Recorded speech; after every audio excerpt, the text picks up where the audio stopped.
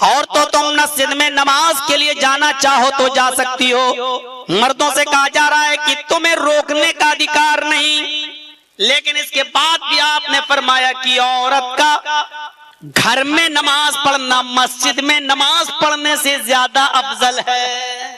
عورت کا گھر میں نماز پڑھنا مسجد میں نماز پڑھنے سے زیادہ افضل ہے. گھر کے برآمدے میں نماز پڑھنا کھلے صحن میں نماز پڑھنے سے زیادہ افضل ہے. گھر کے کوٹھے میں نماز پڑھنا برآمدے میں نماز پڑھنے سے زیادہ افضل ہے. اور گھر کے مخصوص کمرے میں جہاں وہ اپنے شوہر کے ساتھ اکیلے اور تنہائی میں رہتی ہے، جہاں کسی کا آنا جانا نہیں، اس اندھیرے کمرے میں، اس تنہائی والے کمرے میں نماز پڑھنا گھر کے بقیہ حصوں میں نماز پڑھنے سے زیادہ افضل ہے. یعنی وہ جتنا مردوں کی نگاہوں سے دور رہے گی اتنا زیادہ وہ محفوظ رہے گی، اتنا زیادہ اس کو ثواب ملے گا.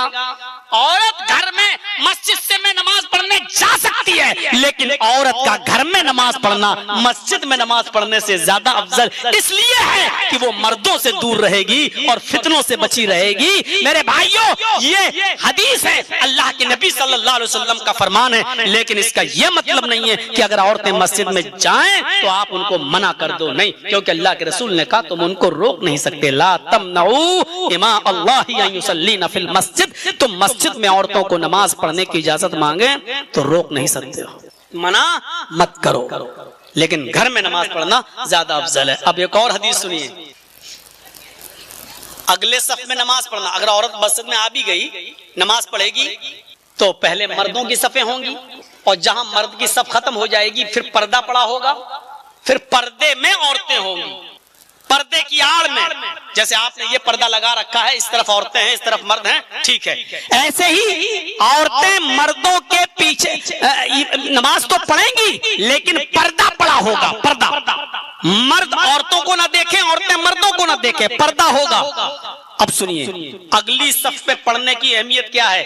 اللہ کے نبی جناب محمد رسول اللہ صلی اللہ علیہ وسلم فرماتے ہیں اگر تمہیں پتہ چل جائے کہ پہلے صف میں نماز پڑھنے کا ثواب کتنا ہے، اگلی صف میں پہلی صف میں نماز پڑھنے کا ثواب کتنا ہے، تو اللہ کے نبی فرماتے ہیں تم گھٹنوں کے بل چل کر مسجد میں آؤ گے. یعنی اگر پیر تمہارے درد کر رہے ہوں اور دونوں پیر تمہارے کٹ چکے ہوں تو گھٹنے کے بل ایسے چل چل کر تم مسجد میں آؤ گے اور پہلی صف میں تم نماز پڑھو گے. ایک حدیث میں آتا سرین کے بل، یعنی یہ کولہا جو پیچھے کا حصہ ہوتا بم، اس کو زمین پر رگڑ رگڑ کے تم چلو گے اور مسجد میں تم نماز پڑھنے آؤ گے. اگر پتہ چل جائے کہ پہلی صف میں نماز پڑھنے کا ثواب کتنا ہے تو تم اپنے سرین کے بل، اپنے یہ پیچھے کا جو حصہ بم ہوتا کول ہے، ان کے اوپر چل کر رگڑ رگڑ کر مسجد میں آؤ گے. ایک حدیث کے اندر آتا ہے کہ اگر تمہیں پتہ چل جائے کہ پہلی صف میں نماز پڑھنے کا ثواب کتنا ہے، اللہ کے نبی فرماتے ہیں تو تم قرآن اندازی کرنے لگو گے. یعنی اگلی صف میں نماز پڑھنے کے لیے پرچیاں ڈالی جائیں گی کہ پہلے دیکھو کس کا نام نکلا ہے، جس کا نام نکلے گا وہ آگے کی صف میں جائے گا. قرآن اندازی کی نوبت آ جائے گی. ایک حدیث میں آتا ہے اگر پتہ چل جائے کہ آگے صف میں نماز پڑھنے کا ثواب کتنا ہے تو تم لوگ ایک دوسرے پر تلواریں نکال لو گے، یعنی لڑنے لگو گے. اگلی صف میں جانے کے لیے تم ایک دوسرے کی قتل کی نوبت آ جائے گی کہ ہم اس کو قتل کر دیں لیکن آگے چلے جائیں. اب اس سے اندازہ لگ سکتا ہے کہ پہلی صف میں نماز پڑھنے کا ثواب کتنا زیادہ ہے. لیکن اللہ کے نبی اب کیا کہہ رہے ہیں، خیر صفوف الرجال اولها وشرها آخرها. مرد کی سب سے افضل صف پہلی صف ہے. جرجی صاحب نماز پڑھا رہے ہیں، 5 صفیں میرے پیچھے لگی ہوئی ہیں، اس کے بعد پردہ پڑا ہے، پھر 5 صفیں عورتوں کی لگی ہوئی ہیں. اب دیکھیے حدیث کیا کہہ رہی ہے، مردوں کی سب سے افضل صف سب سے آگے والی صف ہے. یعنی جرجیت صاحب کے نماز پڑھا رہے ہیں، ان کے پیچھے جو صف ہے وہ اول پہلی صف ہے. یہ صف سب سے اول اور سب سے افضل صف ہے، سب سے بہتر صف ہے ثواب کے اعتبار سے. وشرها آخرها. اور 5 صفیں جو لگی ہوئی ہیں، جو 5ویں ہیں آخری، وہ سب سے بیکار صف ہے ثواب کے اعتبار سے. یعنی سب سے کم ثواب ملے گا سب سے پچھلی صف میں نماز پڑھنے پر، اور سب سے بہتر اور سب سے زیادہ ثواب ملے گا اگلی صف میں نماز پڑھنے پر. اس کے بعد آپ نے فرمایا وَخَيْرُ صُفُوفِ النِّسَاءِ آخِرُهَا. لیکن عورتوں کی سب سے اول اور افضل ثواب کے اعتبار سے سب سے بہتر صف وہ ہے جو سب سے پیچھے ہے. یعنی مردوں کی 5 صفیں، پھر پردہ، پھر 5 صفیں عورتوں کی 5ویں صف جو سب سے پیچھے والی ہے وہ سب سے بہتر ہے ثواب کے اعتبار سے. وَشَرُّهَا أَوَّلُهَا، اور عورتوں کی پہلی صف سب سے بری صف ہے ثواب کے اعتبار سے. یعنی عورت جتنا آگے نماز پڑھے گی اتنا کم ثواب ملے گا، اور جتنا پیچھے رہے گی اتنا زیادہ ثواب ملے گا. یہ اللہ کے رسول کی حدیث ہے. آپ اندازہ لگا سکتے ہیں عورتوں کو مردوں سے کتنا دور کر دیا جائے. یہاں تو بے غیرتوں دین کے جلسوں میں بھی چوڑیاں اور جلیبیاں ایک ہی جگہ سے مرد اور عورتیں خریدتے ہیں. شرم نہیں آتی ہے مگر ہمیں. اور میں ایک جملہ بار بار بولتا ہوں قسم خدا کی، جب تک جلسہ ابھی نہیں دیکھا، جب میں آ رہا تھا تب لوگ بھاگتے ہوئے آئے روڈ سے اور چوراہوں سے اور یہاں بیچ میں بیٹھے. اس سے پہلے کا حال جانتے ہو کیا تھا؟ کہہ دوں، ایسا لگ رہا تھا جیسے ایک کتیا کے پیچھے 10 کتے دوڑ رہے ہیں. یہ حقیقت ہے، یہ صحیح ترجمانی ہے. برا لگے تو لگتا رہے. تمہاری گالیاں مولوی چرچی اس کے جوتے کے نیچے نہیں. اہمیت دیتا ہوں تمہارے گالیوں کو اور تمہارے تانوں کو اور تمہارے طنز کو. یہ حال تھا. مرد بھول جائے، بجائے رکوع کے سجدے میں چلا جائے، بجائے سجدے کے رکوع میں یا 2 سجدوں کے بجائے 3 سجدے کر لے، تو مرد کو اگر معلوم ہو کہ امام بھول گیا تو جانتے ہو کیا کہیں گے لوگ؟ سبحان اللہ. جرجی صاحب بھول جائیں تو پیچھے ہمارے جو آدمی نماز پڑھ رہے ہیں وہ یاد دلائیں گے سبحان اللہ. ہم سمجھ جائیں گے کہ میں بھول گیا ہوں. لیکن مردوں کو اگر معلوم نہ ہو اور عورتوں کو معلوم ہو کہ امام بھول گیا، عورتوں کو پتا چل جائے کہ امام بھول گیا، تو عورتوں کو سبحان اللہ کہنے کی بھی اجازت نہیں ہے. اتنی زور سبحان اللہ، اللہ اکبر یہ نہیں کہیں گی عورتیں. دیکھ رہے ہیں کتنا پردہ. عورت کو زور سے بولنے کی بھی اجازت نہیں. سبحان اللہ جس جملے سے زمین و آسمان بھر جاتے ہیں نیکیوں سے، اتنا مبارک جملہ بھی عورتوں کو کہنے کی اجازت نہیں ہے. بے شرم اور بے حیا قوم کی بچیوں، انسٹاگرام پر تم کیسے ڈانس کر لیتی ہو اور ناچ لیتی ہو اور کمر مٹکا لیتی ہو اور اپنی آواز میں کیسے ویڈیو کو پبلش کر دیتی ہو. یہ زمین پھٹ جاتی، تو دھس جاتی، یہ تیرے لیے بہتر ہوتا، لیکن تو مسلمان نہ کہلاتی. یہ کتنا ظلم ہے اسلام کے اوپر کہ تو زینب، مریم، رقیہ نام رکھ کر بے غیرت انسٹاگرام پہ ڈانس کر رہی ہے اور تیرا بھائی ہنس رہا ہے، تیرا باپ کہہ رہا ہے کہ میری بیٹی نے کمال کر دیا. اس سے بڑی بے غیرتی اور کیا ہو سکتی ہے؟ جس عورت کو مسجد کے اندر زور سے سبحان اللہ کہنے کی اجازت نہ ہو، آج اس مسلم قوم کی بچیاں ڈانس کر رہی ہوں، ناچ رہی ہوں، گانے گا رہی ہوں اور ویڈیو ڈال رہی ہوں. اس سے بڑی بے غیرتی آج ہمارے سماج کی اور کیا ہو سکتی ہے؟ بلائے ہو تو سننا پڑے گا. تمہیں کیا، تمہارے باپ کو بھی سننا پڑے گا. یہی سب سننے کے لیے تو آپ ہمیں بلاتے ہو کہ جو قرآن و حدیث کی صحیح بات ہو وہ آپ رکھیے. رکھ دیا، جس کو برا لگے لگتا رہے. میرے بھائیوں تصور کیجیے، آپ عورت کیا کرے گی اگر اس کو پتا چل جائے کہ امام بھول گیا ہے؟ حدیث میں آتا ہے کہ وہ تالی بجائے گی. یہ ایسے جب ایسے تالی بجائے گی، اس کی آواز جب امام تک پہنچے گی تب امام کو پتا چل جائے گا کہ میں بھول گیا ہوں. میرے بھائیو، عورت کو سبحان اللہ تک کہنے کی اجازت نہیں. اتنا مبارک جملہ بھی، اتنا پیارا جملہ بھی بولنے کی اجازت نہیں ہے. یہ ہے عورتوں کی شرم حیا کا تعلق اسلام کے اندر. ہم کیا سمجھ بیٹھے ہیں؟ ہاں ایک اور چیز بتاؤں گا تمہیں اور سن لو. عورتوں کی شرم و حیا کا تعلق کتنا گہرا. بخاری کی حدیث ہے، جب لڑکی کا نکاح ہوتا ہے نا، جاتے ہیں نا نکاح، بارات، پہلی بات تو بارات ہے نہیں اسلام میں، یہ تو ہندومانہ رسم ہے. ہم تو باراتیوں کو چور کہتے ہیں، پہلے ڈاکو کہتے تھے. اس لیے کہتے ہیں کہ یہ لڑکی والے کے گھر پہنچ گئے، کھلاؤ، 300 آئے تو کھلاؤ، 400 آئے تو کھلاؤ. اور لڑکی کا باپ، لڑکے کا باپ پہلے ہی کہہ دیتا ہے لڑکی کے باپ سے 300 آ رہے ہیں، نیک ہمارے مہمانوں کی خاطری اچھی طرح کر دینا.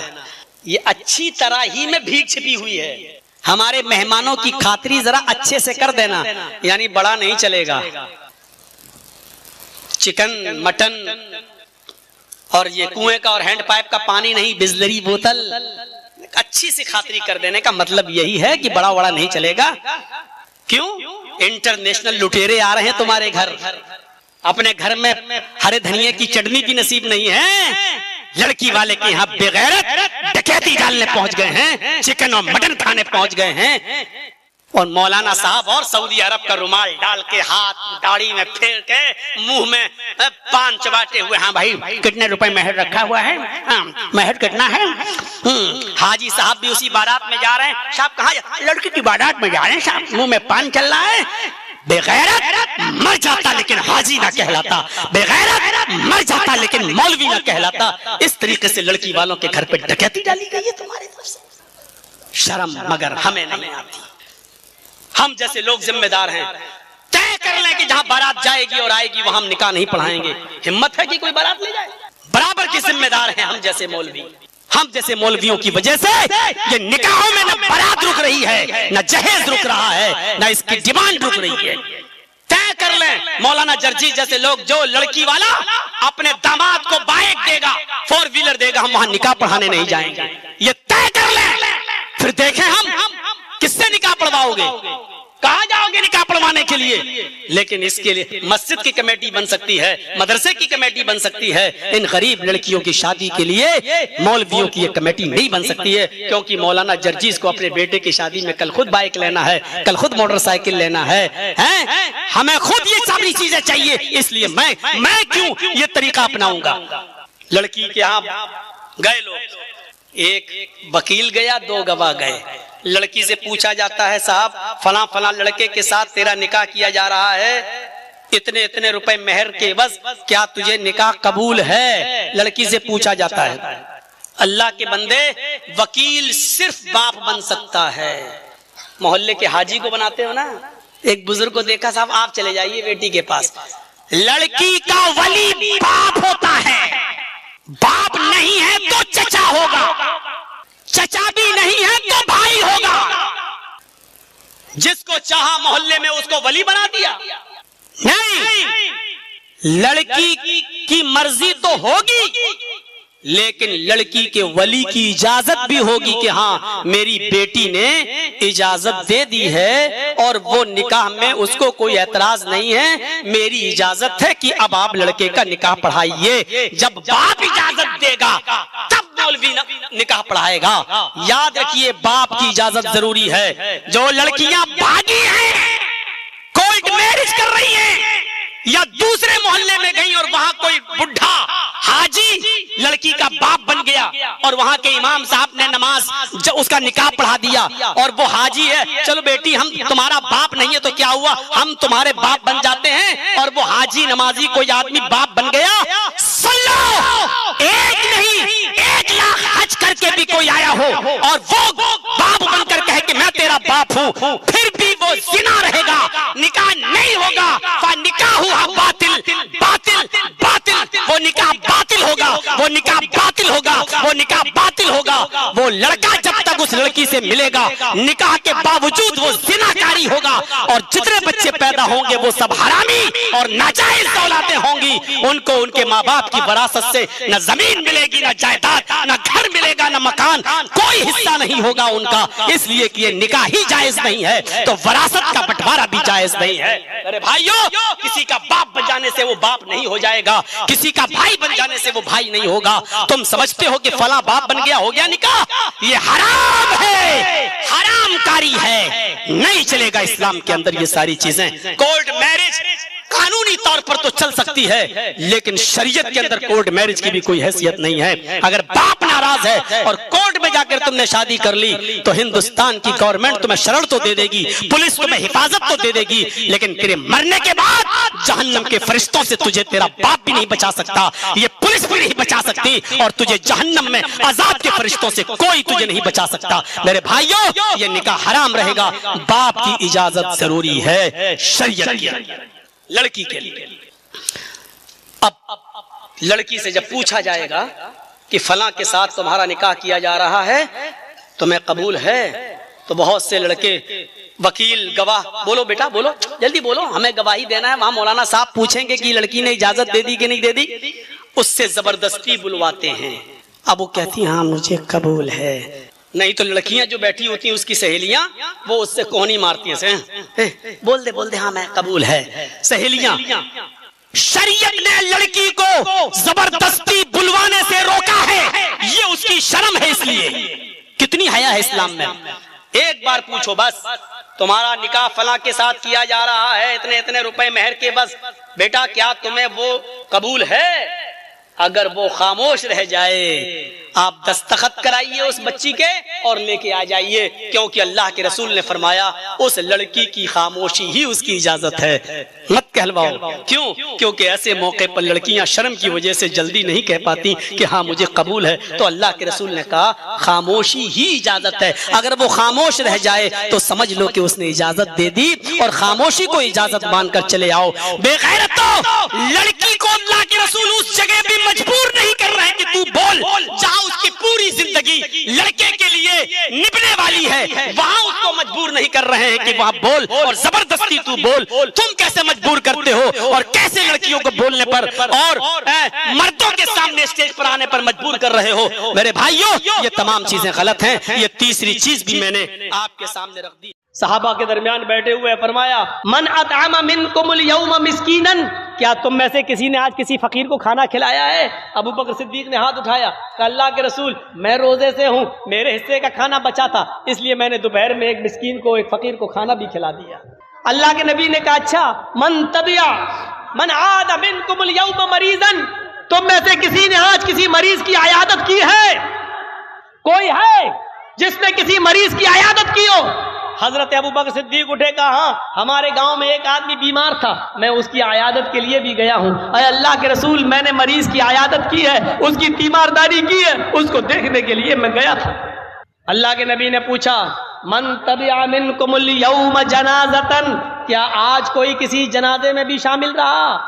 کیا کوئی ایسا بھی ہے جس کے ہاں کسی کا انتقال ہوا ہو اور وہ قبرستان تک اس کے ساتھ رہا ہو، جنازے میں اس کے پیچھے پیچھے گیا ہو؟ ابو بکر ہی اٹھتے اور کہتے کہ اللہ کے رسول، میرے علاقے میں ایک انسان، ایک آدمی کا انتقال ہو گیا، میں اس کے گھر گیا، میں نے اس کو غسل دیا، میں نے اس کو کفن بھی پہنایا، میں نے اس کی جنازے کی نماز بھی پڑھائی، قبرستان میں گیا، میں قبر میں اترا، میں نے اس کو اتارا بھی، میں نے اس کو مٹی بھی دی، میں قبرستان تک ساتھ بھی گیا۔ اللہ کے نبی نے کہا جس آدمی کے اندر یہ چار خوبیاں جمع ہو جائیں، جو نفلی روزہ بھی رکھتا ہو، جو کسی فقیر و مسکین کو کھانا بھی کھلاتا ہو، جو مریض کی عیادت بھی کرتا ہو، اور جو جنازے کے پیچھے پیچھے چل کر قبرستان تک جا کر مٹی بھی دیتا ہو، جس کے اندر یہ چار خوبیاں جمع ہو جائیں، مجتمعنا، جس کے اندر یہ چاروں خوبیاں جمع ہو جائیں، اس آدمی کو جنت میں جانے سے کوئی چیز نہیں روک سکتی ہے، وہ آدمی جنت کے اندر جا کر رہے گا، اس آدمی کو اللہ رب العالمین جنت دے کر رہے گا۔ یہ آدمی بھی جنتی ہے، یہ آدمی بھی جنتی ہے۔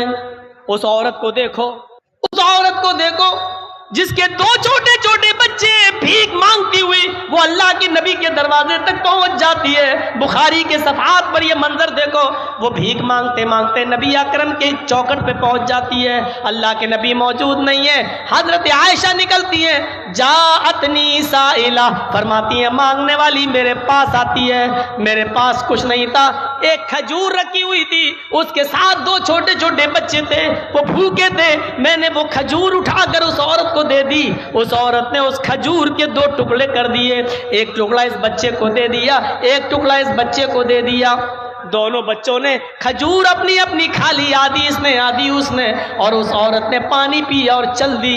حضرت عائشہ فرماتی ہیں میرے پاس ایک کھجور تھی، اس کے دو ٹکڑے اس عورت نے کر دیے، آدھا اس کو اور آدھا اس کو دے دیا، لیکن بخاری کی حدیث میں ایک کھجور ہے، مسلم کی حدیث میں میرے پاس 3 کھجوریں تھیں، مسلم میں ہے میرے پاس 3 کھجوریں تھیں، میں نے تینوں اس عورت کو دے دی، اس عورت نے 3 کھجور لے لی، ایک کھجور ایک بچے کو دے دی، دوسری کھجور دوسرے بچے کو دے دی، اور ایک کھجور اپنے پاس رکھ لی اپنے کھانے کے لیے۔ بچوں نے اپنی اپنی کھجور کھا لی۔ عائشہ کہتی ہیں میں دیکھ رہی تھی کہ بچے اپنی اپنی کھجور کھا چکے، اور ماں نے جیسے وہ کھجور کھانے کے لیے اپنے منہ میں رکھی، اپنے منہ تک لے گئی، دونوں بچے اپنی ماں کے کھجور پر جھپٹ پڑے۔ مسلم شریف کی حدیث ہے، ماں نے اپنے ہونٹوں سے وہ کھجور باہر نکال لی، ماں ماں نے وہ کھجور باہر نکالی. ماں نے دیکھا کہ دونوں بچے اپنی اپنی کھجور کھا چکے لیکن میری کھجور پر بھی جھپٹ رہے. تو ماں کو ممتا آ گئی اور ماں نے اس کھجور کے 2 ٹکڑے کر دیے. اپنا خود نہیں کھایا, ایک ٹکڑا اس بچے کو اور دوسرا ٹکڑا دوسرے بچے کو دے دیا. دونوں بچوں نے 1.5 کھجور کھا لی اور ماں نے کچھ نہیں کھایا. بچوں کو پانی پلایا اور خود پانی پیا اور سیدھی چلی گئی. اللہ کے نبی جب گھر میں آئے تو حضرت عائشہ نے پورا منظر بیان کر دیا. اللہ کے نبی نے کہا, عائشہ کیا وہ کھجور تم نے میرے لیے رکھی تھی؟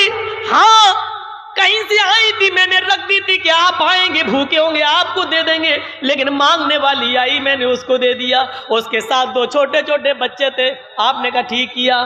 اللہ کے نبی, اس عورت نے خود نہیں کھایا, اپنا کھجور بھی 2 ٹکڑے کر کے اپنے بچوں کو دے دیا. اچھا عائشہ, کیا تم نے یہ منظر اپنی آنکھوں سے دیکھا ہے؟ ہاں. عائشہ, کیا اس عورت نے خود نہیں کھایا؟ نہیں کھایا. کیا اپنا کھجور بھی آدھا آدھا کر کے دونوں بچوں کو دے دیا؟ ہاں اللہ کے رسول. دیکھو عائشہ, سچ بتانا, قیامت کے دن تمہیں گواہی دینا پڑے گی. فرمایا ہاں اے اللہ کے نبی, میں سچ بتاتی ہوں, میں نے اپنی آنکھوں سے دیکھا ہے. عائشہ, عائشہ وہ عورت جو اپنے بچوں کو پرورش کر میں آزمائی گئی, جس کا باپ مر گیا, شوہر جس کا مر گیا, ان بچوں کا باپ مر گیا, اور عورت اپنے بچوں کی پرورش میں آزمائی گئی ہے, در در کی ٹھوکریں کھاتی ہے اور اپنے بچوں کو پال پوس کر بڑا کرتی ہے. اے عائشہ, تمہیں نہیں معلوم خود بھوکی رہ کر اپنے بچوں کو کھلانے والی, کھجور کا ٹکڑا کھلانے والی نے کتنا بڑا کام کیا. عائشہ, اس عورت نے خود بھوکا رہ کر اپنی کھجور 2 ٹکڑے کر کے دونوں بچوں کو کھلا کر, وجبت علیہا الجنہ, وجبت علیہا الجنہ, وجبت علیہا الجنہ, اللہ نے اس عورت پر جنت واجب کر دی. اس عورت پر جنت واجب ہو گئی, اس پر جنت واجب ہو گئی, اس پر جنت واجب ہو گئی. یہ عورتیں بیچاری جو اپنے حمل گرا دیں, یہ سوچ کر کے لڑکی ہے پیٹ میں, 4-5 تو لڑکیاں ہو چکی ہیں, 6ٹھی بھی لڑکی ہے, اور الٹرا ساؤنڈ پہ چیک کرا کے گروا دیں, ان سے امید رکھی جائے گی؟ حلال بچے گرا دیتی ہیں. اس عورت کو جنتی کہا ہے جس عورت کا شوہر مر جائے اور اس کے چھوٹے چھوٹے بچے چھوڑ کر گیا ہو, اور بیچاری وہ عورت اکیلے محنت کر کے گھر گھر برتن مانج مانج کر اپنے بچوں کو پالتی ہے, پوستی ہے, بڑا کرتی ہے, کھلاتی ہے, ان کی اچھی تربیت کرتی ہے, یا کچھ نہیں ہے تو بھیک مانگ کے لا رہی ہے اور اپنے بچوں کو کھلا رہی ہے, پلا کر پوس کر بڑا کر رہی ہے. ایسی عورت کو اللہ کے رسول کہتے ہیں وجبت علیہ الجنہ, اس پر جنت واجب ہو چکی ہے. اللہ اس عورت کو جنت دے کر رہے گا. یہ کامیاب انسان کی زندگی کے راستے ہیں. ایک راستہ وہ بھی ہے جس کا چھوٹے چھوٹے بچے جو بالغ ہونے سے پہلے مر جاتے ہیں, 1 سال 2 سال 5 سال کا بچہ جو مر گیا, صغارہم دامیس الجنہ, یہ چھوٹے چھوٹے بچے بلا روک و ٹوک جنت میں ٹہلتے رہتے ہیں. ان کی روحیں جنت کے اندر ادھر سے ادھر گھومتی رہتی ہیں, پھرتی رہتی ہیں. قیامت کے دن حساب و کتاب ہوگا, اللہ ایک مجمع کے بارے میں حکم دے گا, ان کو جہنم میں پھینک دو. فرشتے ان کو جہنم میں لے جا رہے ہوں گے. جہنم میں لے جانے سے پہلے اللہ تعالیٰ کہے گا رک جاؤ, ابھی جہنم میں ڈالنے سے پہلے ایک کام کرو. فرشتے روک لیں گے, کیا کریں؟ اللہ کہے گا ان کے چھوٹے چھوٹے بچے ہم نے دنیا میں چھینے تھے, ان سے 1 سال کا 2 سال کا بچہ ہم نے ان سے دنیا میں چھین لیا تھا, وہ جنت میں ان کی روحیں ٹہل رہی ہیں. آئے فرشتوں, ان چھوٹے چھوٹے بچوں کو لے کر آؤ اور ان کو ان کے ماں باپ سے ملوا دو.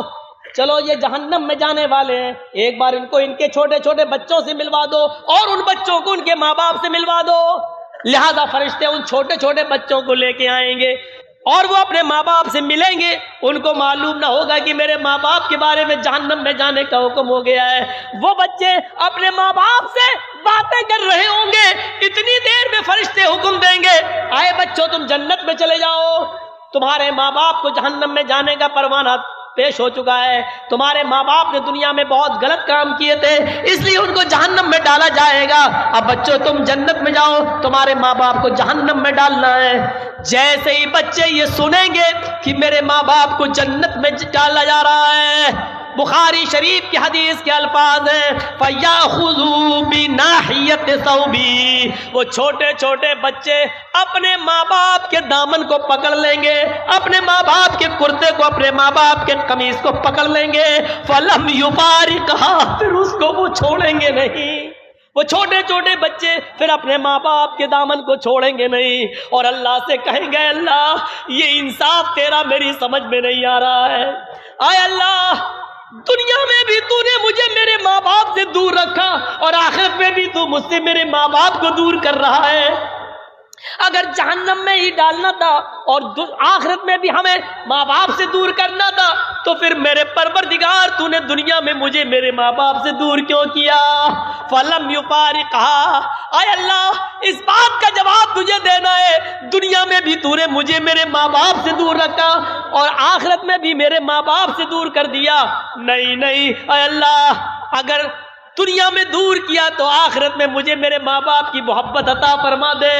اللہ رب العالمین کی دریائے رحمت جوش میں آئے گی اور اللہ فرمائے گا اے فرشتوں یہ چھوٹے چھوٹے بچے ٹھیک ہی کہہ رہے ہیں، جاؤ اے بچوں اپنے ماں باپ کا ہاتھ پکڑو اور اپنے ساتھ اپنے ماں باپ کو بھی جنت میں لے جاؤ، جاؤ میں نے تمہاری آرزویں پوری کر دی، تمہاری تمنا پوری کر دی، اے چھوٹے بچوں جاؤ اپنے ماں باپ کو لے کر جنت میں داخل ہو جاؤ، میں نے تمہاری وجہ سے تمہارے ماں باپ کو بخش دیا، تمہارے ماں باپ کو جنتی بنا دیا۔ یہ جنت میں جانے کے راستے ہیں، لیکن یہ وہی بچے جنت میں لے جائیں گے جن بچوں کے انتقال پر ان کے ماں باپ نے صبر کیا ہوگا، انا للہ و انا الیہ راجعون پڑھا ہوگا اور کہا ہوگا اللہ تیری امانت تھی تو نے لے لی، جنہوں نے صبر کیا ہوگا، چیخے چلائے ہو، نوحہ کیا ہو، ماتم کیا ہو، گڑ گڑا کر اور بال نوچ کے کپڑے پھاڑ کر روئے ہو، ایسے بچے اپنے ماں باپ کو جنت میں نہیں لے جائیں گے اور نہ اللہ تعالیٰ ان کو جنت میں داخل کرے گا، ان ماں باپ کو جنت میں داخل کرے گا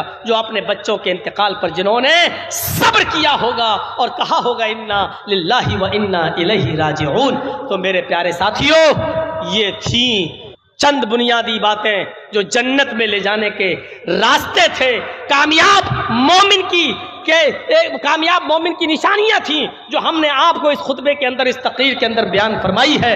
مجھے امید ہے کہ جنت میں جانے والے راستوں پہ آپ چلیں گے، وہ اعمال کریں گے جو اعمال آپ کو جنت کے اندر لے جائیں اور ان گناہوں سے بچیں گے جو گناہ سے ہم جہنم سے بچ سکتے ہیں۔ میرے بھائیوں اپنی زندگیوں میں انقلاب پیدا کیجئے اور جنت میں چل جانے والے اعمال کو کریے اور اللہ سے دعا کیجئے، اور یاد رکھیے یہ ضروری نہیں ہے کہ آپ زندگی بھر جنت میں جانے والے اعمال کرتے رہیں اور آپ جنت میں چلے جائیں، ضروری نہیں ہے کیونکہ آخری وقت انما الاعمال بالخواتیم، اعمال کا دار و مدار آخری عمر پر ہوتا ہے، آخری عمر پر پتہ نہیں آدمی کیا کام کر جائے۔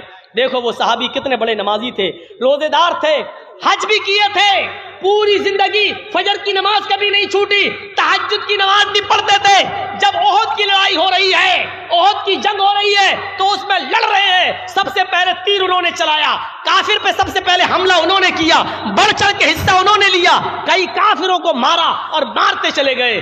صحابہ دیکھ رہے ہیں بڑا بہادر ہے، اللہ کے رسول دیکھیے کتنا لڑ رہا ہے، کیسا نمازی ہے، روزے دار ہے، حج کیا ہوا ہے، بڑا نیک انسان ہے، آج میدان جنگ میں کتنا ہمت سے لڑ رہا ہے، موت سے نہیں ڈرتا ہے، صفوں کو چیرتا چلا جا رہا ہے۔ اللہ کے نبی کہتے ہیں ہاں لیکن لڑنے والا ہے جہنمی۔ دیکھ رہے ہیں آپ ایک صحابی کے بارے میں اللہ کے نبی کیا کہہ رہے ہیں، جس نے ایک بھی نماز نہیں چھوڑی، تہجد کی نماز نہیں چھوڑی، فجر کی نماز نہیں چھوڑی، لیکن جب لڑ رہے احد کے میدان میں تو کافروں کو مارتے چلے جا رہے ہیں۔ صحابہ نے کہا خوشخبری ہو، دیکھو کتنی بہادری سے لڑ رہا ہے۔ اللہ کے رسول نے کہا وہ جہنمی ہے۔ ایک صحابی نے تجسس کیا، پیچھا کیا، دیکھیں جہنمی کیسے، کیا دیکھتے ہیں کہ وہ کئی کافروں کو مارتا چلا جا رہا ہے، تھوڑی دیر کے بعد دیکھتے کہ ایک کافر کی تیر اس کے سینے پہ لگتی ہے اور وہ گر جاتا ہے، پھر کافروں نے اس کو تلواروں سے مارنا شروع کر دیا اور آدھا تڑپتا ہوا چھوڑ گئے۔ وہ آدمی کرا رہا ہے، تکلیف سے وہ صحابی کرا رہے ہیں، یہ صحابی دیکھ رہے ہیں۔ اللہ کے رسول نے اس کو جہنمی کیوں کہا ہے سمجھ میں نہیں آتا، لڑ تو بڑی بہادری سے رہا لیکن جہنمی کیوں کہا ہے، اس نے کئی کافروں کو مارا پھر بھی جہنمی کیوں کہا اللہ کے رسول نے؟ کیا دیکھا کہ یہ صحابی تڑپ رہے ہیں، جب زخم برداشت نہیں کر سکے، تکلیف برداشت نہیں کر سکے تو انہوں نے وہ تلوار زمین پہ گاڑی اور اپنا سینہ اس تلوار کے اوپر رکھ دیا اور اپنا وزن اس کے اوپر ڈال دیا اور مر گئے، یعنی خودکشی کر لی، موت میں جلدی کر لی، خودکشی کر لی۔ وہ صحابی دوڑتے ہوئے آئے جو دیکھ رہے تھے، کہتے ہیں اشہدو ان لا الہ الا اللہ وان محمد عبدہ ورسولہ۔ اللہ کے نبی نے کہا تم تو ویسے ہی مسلمان ہو، اسلام لا چکے ہو، پھر آج اچانک یہ کلمہ پڑھنے کی وجہ فرمایا آپ نے کہا تھا کہ وہ لڑ رہا وہ جہنمی، آج میں نے اس کو اپنی آنکھوں سے دیکھا ہے۔ اے اللہ کے نبی بہت اچھی طرح لڑ رہا تھا، لیکن جب زخموں سے چور ہو گیا تو اس نے تکلیف برداشت نہیں کر پایا اور اس نے جلدی موت کے لیے اپنی تلوار سے اپنا سینہ چاک کر لیا اور اپنے آپ کو مار ڈالا۔ اللہ کے نبی فرماتے ہیں کہ ایک آدمی زندگی بھر نیک عمل کرتا ہے، یہاں تک کہ اس کے اور اس کے جنت میں جانے میں ایک ہاتھ کی دوری رہ جاتی ہے، ایک بالشت کی دوری رہ جاتی ہے، لیکن یہیں سے اللہ اس کی نیت کو بدل دیتا ہے، اس کا دل کا ارادہ بدل دیتا ہے اور وہ آدمی پھر گناہ کے کام کر جاتا ہے اور جہنم میں چلا جاتا ہے۔ دیکھیے یہ صحابی جنتی ہوتے ہوتے رہ گئے اور جہنم میں چلے گئے۔ میرے بھائیوں غور کرو، کیونکہ انہوں نے خودکشی کر لی۔ صبر کرتے، اس بیماری میں درد سے کراہ رہے تھے اور دعا کرتے، اللہ تو اگر زندگی بہتر سمجھتا تو زندگی دے، اور اگر میرے لیے مرنا بہتر ہے تو مجھے موت دے دے۔ اگر یہ دعا کرتے اور تکلیف برداشت کرتے اور جلدی نہیں کرتے، تلوار سے اپنا سینہ چاک نہیں کرتے تو آج جنتی ہوتے۔ لیکن دیکھیے زندگی بھر نیک عمل کیا پھر بھی جہنم میں چلے گئے، آخری وقت میں غلط کام کر گئے۔ تو ضروری نہیں ہے، کوشش کریے کہ آخری وقت ہماری زبان سے لا الہ الا اللہ نکل جائے۔ من کان آخر کلامہ لا الہ الا اللہ دخل الجنہ، جس کی زبان سے آخری جملہ لا الہ الا اللہ نکلا وہ جنت میں جائے گا۔ یاد رکھنا زندگی بھر نیک عمل کرنے والا بھی ضروری نہیں کہ لا الہ الا اللہ پڑھ جائے۔ شیطان پانی کا پیالہ لیے کھڑا رہتا ہے، بہت نازک موڑ ہوتا ہے، اس موقع پر لا الہ الا اللہ پڑھنا بڑا مشکل ہوتا ہے۔ امام مالک رحمۃ اللہ علیہ کے انتقال کا وقت آیا، آخری سانسیں لے رہے ہیں اور ایسے کرتے جا رہے ہیں اور کہتے جا رہے ہیں ابھی نہیں ابھی نہیں ابھی نہیں۔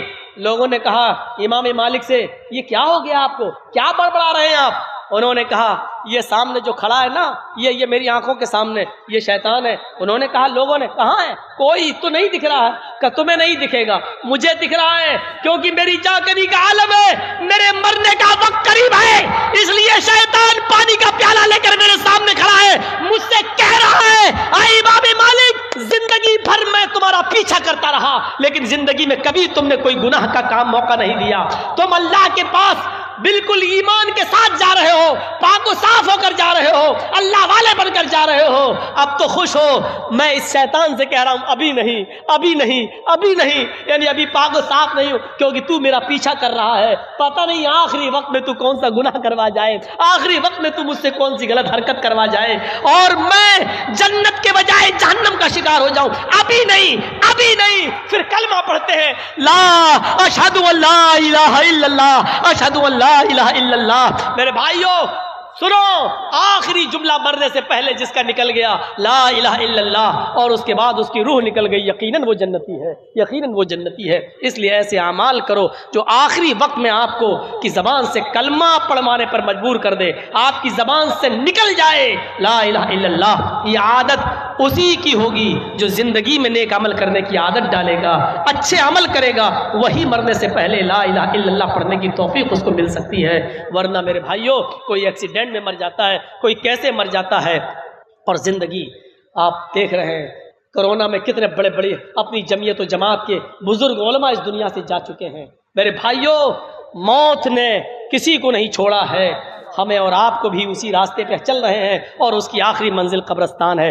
یاد رکھیے گا سب کو جانا ہے اور سب کو مرنا ہے۔ مال و دولت کی محبت ہونی چاہیے لیکن اتنی نہیں جو ہمارے دین کو ہم سے چھین لے۔ دنیا میں مال مانگو اللہ سے، دولت مانگو اللہ سے، تو ایک دعا اللہ کے نبی نے بتائی، اللہ نے بتائی، وہ دعا پڑھو آپ کو سب کچھ ملے گا، دنیا ملے گی۔